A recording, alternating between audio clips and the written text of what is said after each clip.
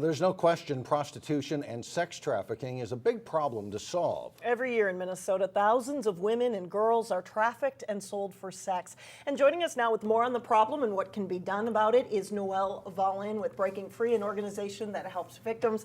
Noelle, thanks so much for joining us. Obviously, there's been a lot of talk about this high-profile case. How big of a problem is prostitution in the suburbs? Well, that's a common question. People want to know, is it happening in my community, and what are the numbers? The reality is it's really hard to give you a straight number. What we do know from our law enforcement partners is that when they run these sting operations, within less than a minute of posting an ad on Backpage, they get hundreds of calls, more calls than they can even process and book. We also know that from our standpoint, working with victims, we've got 500 victims on average that we work with every year. So that's just one organization in one city in the state. So you know that's just the tip of the iceberg. What about these victims, girls and women, right? And how do they get trapped into this? Well, it's basically victims come from all walks of life. They come from all socioeconomic statuses, races, genders.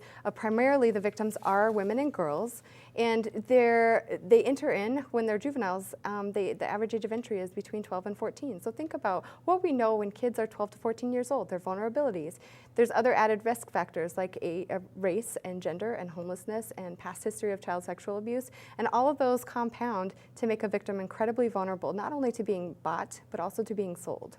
There's a March report on sex trafficking by the League of Women Voters in Minneapolis, and it shows it's a costly societal problem. The report also shows that every public dollar spent to prevent sex trafficking potentially saves the taxpayer $34 in return. Tell us about some of those efforts to prevent it, and is the issue, do you think, being treated seriously enough? I believe when people are talking about sex trafficking, there's a lot of folks starting to pay attention. What we're not starting to hold as in much high regard is the prostitution, and that's the issue. We're not drawing the connection between prostitution and sex trafficking. The reality is sex trafficking wouldn't exist without prostitution, and prostitution wouldn't exist without men who are willing to buy. It is worth making an investment in combating sex trafficking. We need to look at prevention, right? Primary prevention means stopping the harm before it starts. That doesn't just mean knowledge bases at an individual level, but we're also talking about a paradigm shift. We're talking about societal and environmental changes where it's not okay to buy and sell human beings. Wow, very interesting. Thanks, Noelle, for being here.